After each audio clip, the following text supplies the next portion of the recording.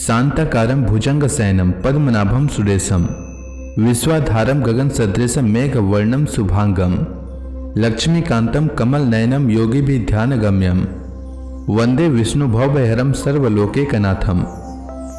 मंगलम भगवान विष्णु मंगलम गरुड़ध्वज मंगलम पुंडरीकाक्ष मंगलाय तनोहरि। ओम नमो भगवते वासुदेवाय। आज का दिन आप सभी के लिए मंगलमय हो। आज माघ महीने का 27वां दिन है। आइए सुनते हैं माघ मास कथा का 27वां अध्याय। श्री मैत्रेय जी कहते हैं, विदुर जी, स्वयंभू मनु के महारानी सत्यरूपा से प्रियव्रत और उर्तानपाद इन 2 पुत्रों के सिवा 3 कन्याएं भी हुई थी। वे आकुति, देहुति और प्रसूति नाम से विख्यात थी। आकुति का यद्यपि उसके भाई थे तो भी महारानी सत्यरूपा की अनुमति से उन्होंने रुचि प्रजापति के साथ पुत्री का धर्म के अनुसार विवाह किया।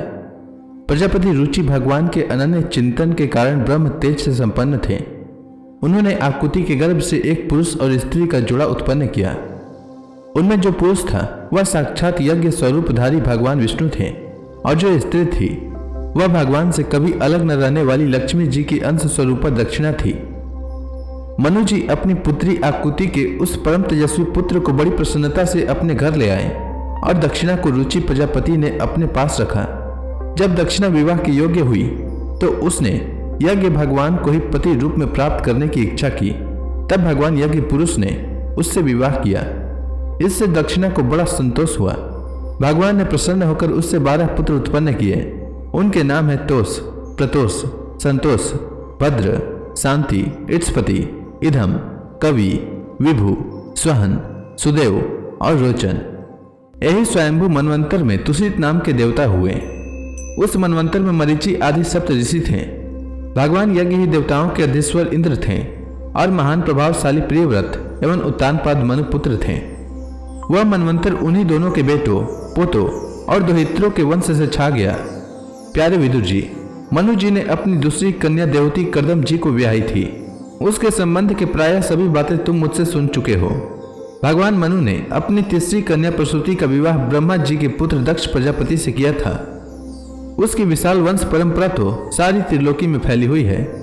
मैं कर्दम जी की 9 कन्याओं का, जो 9 ब्रह्मर्षियों से ब्याही गई थी, उनका मैं पहले ही वर्णन कर चुका हूँ। अब उनकी वंश परंपरा का वर्णन करता हूँ, सुनो।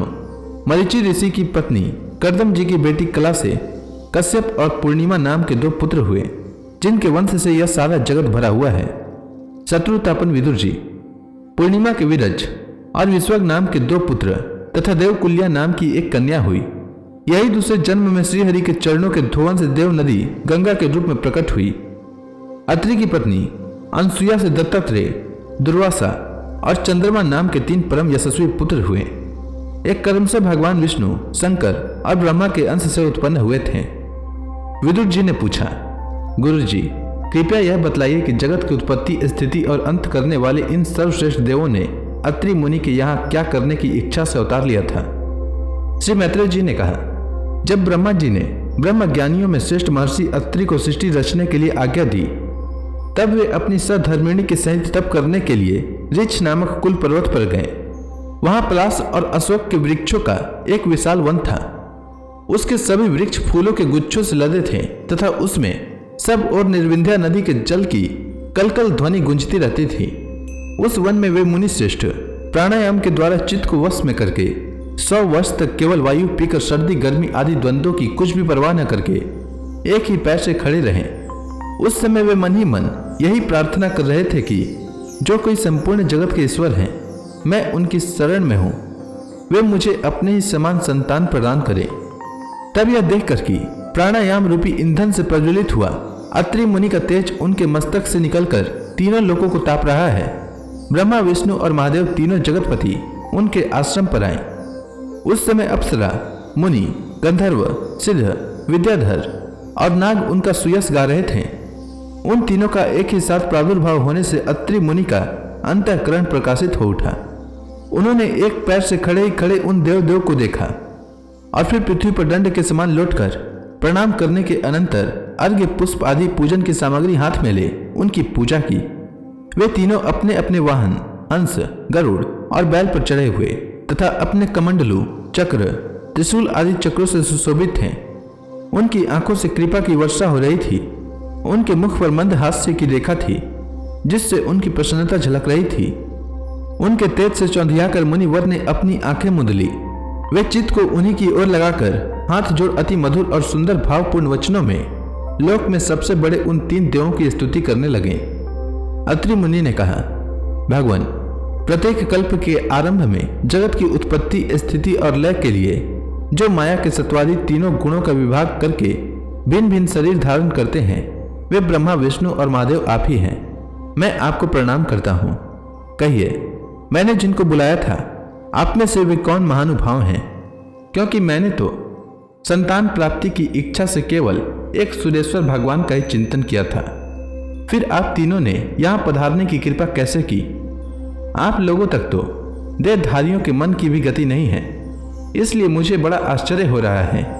आप लोग कृपा करके मुझे इसका रहस्य बतलाइए। श्री मैत्रेय जी कहते हैं, समर्थ विदुर जी, अत्रि मुनि के वचन सुनकर वे तीनों देव हंसे और उनसे सुमधुर वाणी में कहने लगे। देवताओं ने कहा, ब्राह्मण, तुम सत्य संकल्प हो, अतः तुमने जैसा संकल्प किया था वही होना चाहिए, उससे विपरीत कैसे हो सकता है? तुम जिस जगदीश्वर का ध्यान करते थे वह हम तीनों ही हैं। प्रिय महर्षि, तुम्हारा कल्याण हो। तुम्हारे यहाँ हमारे ही अंश रूप 3 जगत विख्यात पुत्र उत्पन्न होंगे और तुम्हारे सुंदर यश का विस्तार करेंगे। उन्हें इस प्रकार अभीष्ट वर देकर तथा पति पत्नी दोनों से भली भांति पूजित होकर उनके देखते ही देखते वे तीनों सुरेश्वर अपने अपने लोक को चले गए। ब्रह्मा जी के अंश से चंद्रमा, विष्णु के अंश से योगवेता दत्तात्रेय जी और महादेव जी के अंश से दुर्वासा ऋषि अत्रि के पुत्र रूप में प्रकट हुए। तो इसी के साथ यह अध्याय समाप्त हुआ। इसके आगे की कथा मैं कल के अध्याय में सुनाऊंगा। तब तक के लिए भगवान हरि का नाम लेते रहें। तो प्रेम से बोलिए भगवान विष्णु की जय, श्री कृष्ण भगवान की जय, लक्ष्मी माता की जय, तुलसी माता की जय, समस्त देवी देवताओं की जय।